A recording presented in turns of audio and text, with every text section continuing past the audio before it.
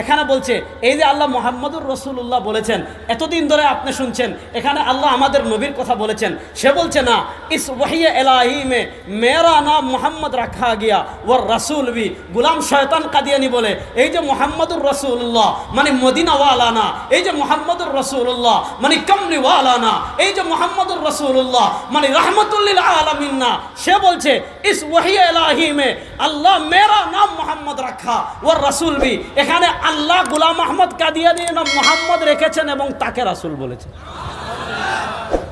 50 জুতা দিয়ে বেড়েলেও কিচ্ছু হবে না। এগুলাকে একদম মানে ডাস্টবিনে নিয়ে মানুষের পায়খানা যে ট্যাঙ্কিতে থাকে ওইটা নিয়ে মাথা চুবাইয়ে রাখতে হবে। এটা বলেছে 207 নম্বর পৃষ্ঠায় যে আল্লাহ তার নাম মুহাম্মদ রেখেছেন।